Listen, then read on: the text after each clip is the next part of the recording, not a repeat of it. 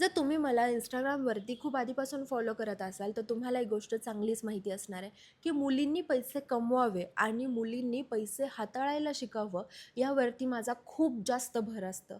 आणि अशाच रिलेटेड मी तुम्हाला एक गोष्ट सांगते. ही गोष्ट अजिबात बनावटी नाही आहे, तर ही गोष्ट मी माझ्या डोळ्यांसमोर रोज बघते. ही गोष्ट आहे आम्रपाली ह्या व्यक्तीची. ही ताई माझ्या घरी रोज पोळी भाजी बनवायला येते. आम्ही तिघीजणी फ्लॅटमेट्स आहोत. आमच्या तिघीजणींचं ती काम करते. सो आम्रपाली ताईंची गोष्ट अशी आहे, की तिने ना 15व्या वर्षी पळून जाऊन लग्न केलं. म्हणजे जात, नोकरी, पैसा काहीच नाही पाहिलं आणि पळून जाऊन लग्न केलं. आई-वडिलांनी तिने जातीच्या बाहेर लग्न केलं म्हणून संबंध तोडले. बरं आता ही एकटी पडली. जशी ही मोठी होत गेली तसं तिला समजायला लागलं, की तिचा नवरा खूप जास्त दारू पितो आणि ही जे घरकाम करायची ना त्याच्यातून सुद्धा तो पैसा घेऊन जायचा आणि त्याची दारू प्यायचा. मग तो हिला मारायला लागला पैशांसाठी आणि तिने अजूनही आम्हाला वन दाखवलंय तिच्या शरीरावरचे, की तो तिला इतक्या जोराने चावायचा, की असं निशाण उमटायचं. मग हिला एक मुलगी झाली. हिला वाटलं, की सगळं चांगलं होईल, पण अजिबात काहीच चांगलं झालं नाही आणि गोष्टी अजून वाईट व्हायला लागल्या. जेव्हा तिच्या मुलीच्या अस्तित्वाचा प्रश्न आला, तिने त्या माणसाला सोडलं आणि ती भाड्याच्या घरात राहायला लागली. बरं आता करणार काय? ना शिक्षण होतं, ना घरच्यांचा सपोर्ट होता, पण तिला माहिती होतं, की तिला स्वयंपाक बनवण्यात फार जास्त इंटरेस्ट आहे आणि तिने तेच काम सुरू केलं. आज ती 27 वर्षाची आहे, पण तिच्याकडे स्वतःच्या मालकीची एक स्कूटी आहे.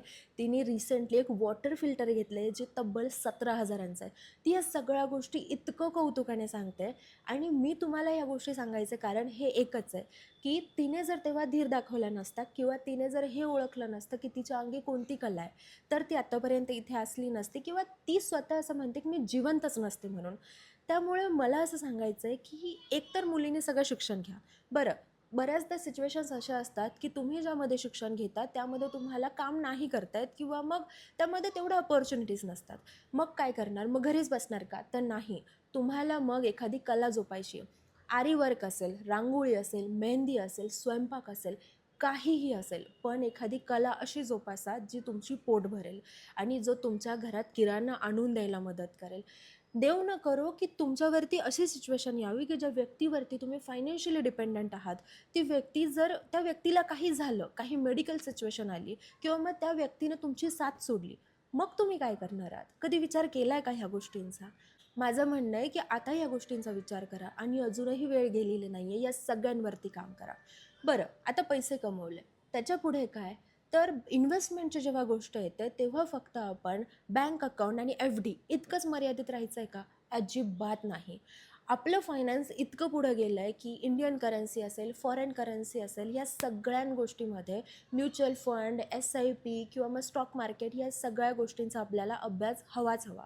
जर तुम्ही मॅरिड मुलगी असाल, मॅरिड बाई असाल आणि तुम्ही तुमच्या नवऱ्यावरती जर डिपेंडंट असाल इन्व्हेस्टमेंटच्या बाबतीत आणि देव न करो उद्या त्यांनी तुमची साथ सोडली, मग तुम्ही काय करणार आहात? तुम्हाला जर एखाद्याही गोष्टीचा पासवर्ड माहिती नसेल, मग तुम्ही काय करणार आहात? पै न पै साचवून केलेली ही इन्व्हेस्टमेंट तुम्ही अशीच जाऊ देणार आहात का? त्यामुळे सांगते, ह्या गोष्टी होण्याआधीच सूत्र आपल्या हातात घ्या. सगळं काही स्वतः अभ्यास करा. पेन, पेपर घेऊन बसा. सध्या YouTubeवरती सगळं काही नॉलेज अवेलेबल असतं, तेही फ्री ऑफ कॉस्ट. बरं, तुम्हाला अजून जर प्रॅक्टिकल नॉलेज घ्यायचं असेल, तर गाडी काढा आणि एखाद्या बँकेत जा. कोणत्याही बँकमध्ये तुम्हाला अगदी त्यांचे जे लोक असतात, ते स्टार्ट टू एंड अगदी बेसिक गोष्टींपासून शिकवतात. ते तुम्हाला असं अजिबात फील नाही करून देत, की तुम्हाला इतकंही माहीत नाही आहे का? बिकॉज ते खूप चांगले टीचर आहेत.